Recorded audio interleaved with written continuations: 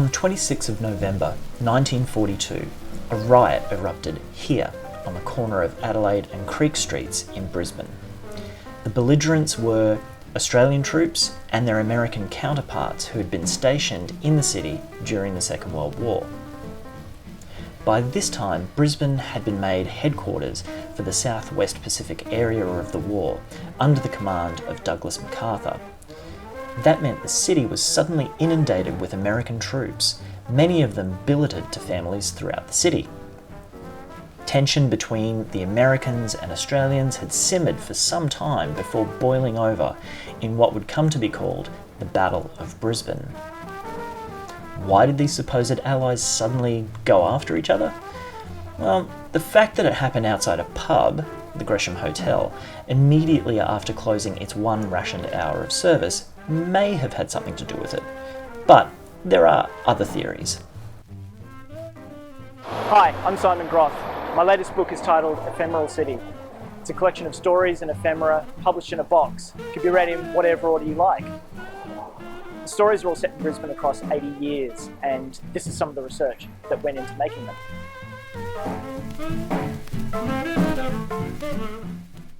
In the book, you'll find the story Battle, whose opening scene takes place right in the midst of the unfolding chaos of the Battle of Brisbane.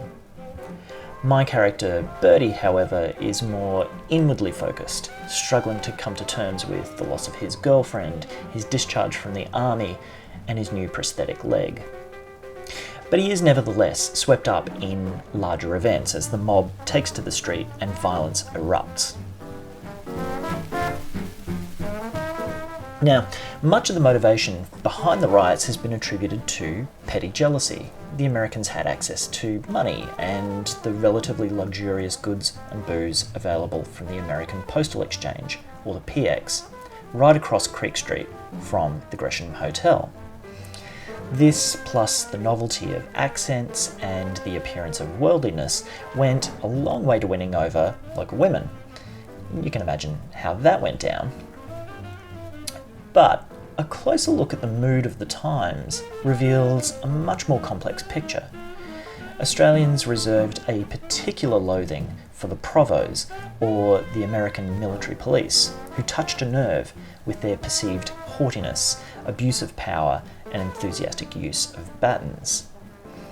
Feel free to insert whatever post-colonial dissociation you think is necessary there.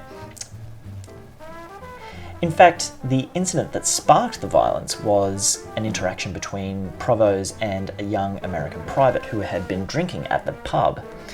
Tempers exploded as hundreds piled into the intersection and a mob stormed the PX, throwing parking signs through the windows and smashing everything in reach. Shots were fired, hundreds were injured, and one man, an Australian gunner by the name of Edward Webster, died. Broadcaster John Hind, who was a correspondent for the ABC at the time, watched from the balcony of the Gresham and said, "The most furious battle I ever saw during the war was that night in Brisbane. It was like a civil war." This is pretty significant given he was also injured during a bomb raid in what was then Netherlands-controlled New Guinea. It's hard to gauge whether the Battle of Brisbane had any lasting effect on the war effort or even relations between Australian and US personnel.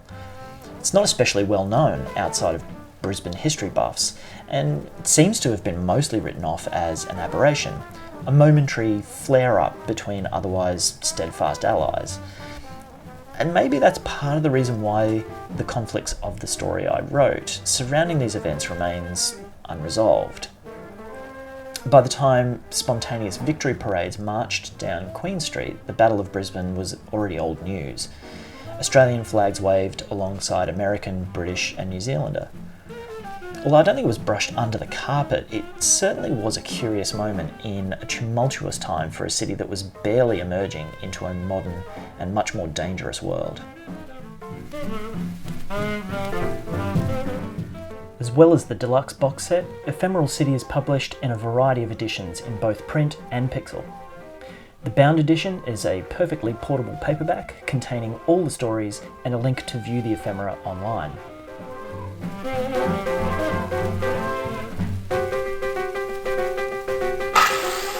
With a little effort, it too can be read in whatever order you like. There's also an ebook for download and a limited edition floppy disk. Yeah, for all the weirdos who love dead media. All are available now online.